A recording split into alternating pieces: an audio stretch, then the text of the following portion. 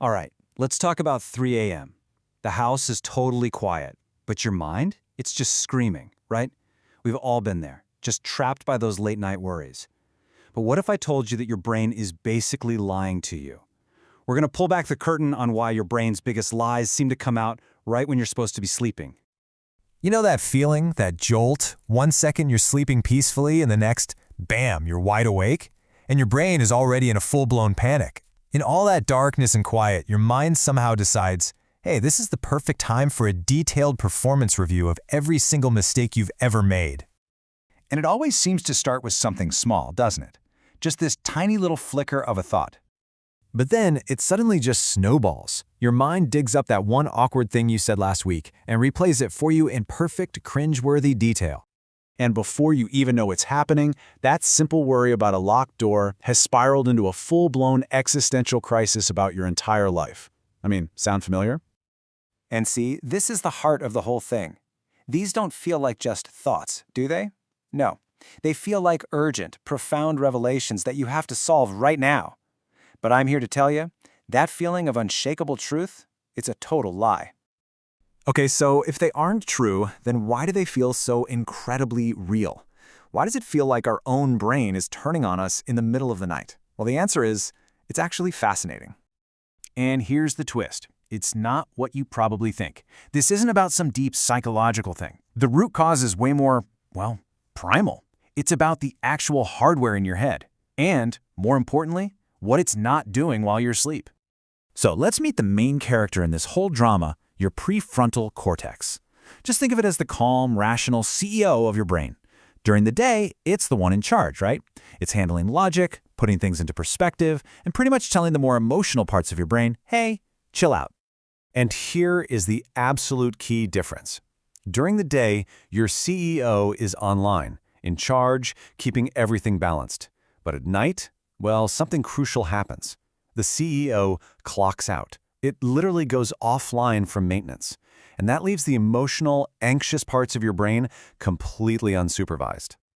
I want you to imagine the interns throwing a wild party in the CEO's office. That's basically your brain at 3 a.m. Your emotional centers, they're running the show. And look, they're great at detecting potential threats, but they are terrible at judging those threats rationally. So without the boss around to provide any context, everything feels like a 5-alarm fire. So that brings us to the most important question, right? If the rational, logical part of your brain is literally offline, what are these 3 a.m. thoughts? What are these problems it's screaming at you about? Yeah, let me be crystal clear about this. That middle-of-the-night epiphany you had about quitting your job to become a professional alpaca whisperer, that is not a moment of profound clarity. It's just your brain generating random, unfiltered noise. And here it is, the core truth. Your late-night anxiety is a biological glitch. Think of it like a temporary malfunction in your operating system. The only thing that malfunction produces is intense, completely unfounded fear. So you see, it's not you, it's your biology. Here's another way to think about it. It's like a smoke detector with a low battery. You know that annoying chirp at 3 a.m.? It's not beeping because there's a fire, it's beeping because its own power is failing. Your brain is doing the exact same thing. It's just making a whole lot of noise about an emergency that isn't even real. And suddenly, this explains everything, doesn't it? We've all had that moment. Lying in bed, absolutely convinced that some minor email from work is a career-ending disaster.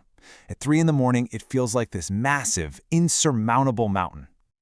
But then, the sun comes up. You have some coffee, and your prefrontal cortex, your rational CEO, logs back on for the day. And suddenly, that mountain looks more like a tiny molehill. The solution that was totally invisible just a few hours ago is now suddenly obvious. And this right here is the takeaway that can change everything for you. You don't have to negotiate with a brain that is, biologically speaking, totally unfit for duty. I mean, think about it. You wouldn't make a major life decision after a couple of strong drinks, right? So why on earth would you trust your brain when its logic center is literally asleep on the job? Okay, so here is your new game plan, a practical strategy. The next time this happens, don't even try to fight the thought. Just do this instead. Step 1, recognize that feeling. Oh, hello, Dread, my old friend. Step 2, label it. Just say to yourself, this is a biological glitch. This isn't a real problem. And step 3, postpone it. Seriously, just tell your brain, hey, thanks for the input. Let's schedule a meeting to talk about this at 9 a.m. You see, the real power here isn't in trying to solve the anxiety, it's in understanding it. The second you know it's just a faulty alarm, you don't have to panic anymore. You can just acknowledge the noise without actually believing there's a fire. That knowledge, that's what gives you back control. And that really brings us to a final thought. Instead of wrestling with these biological phantoms all night long, what if you just gave yourself permission to rest? Just think about the energy, the clarity, the peace you could get back, all by learning to tell your 3 a.m. brain one simple truth: we'll talk in the morning.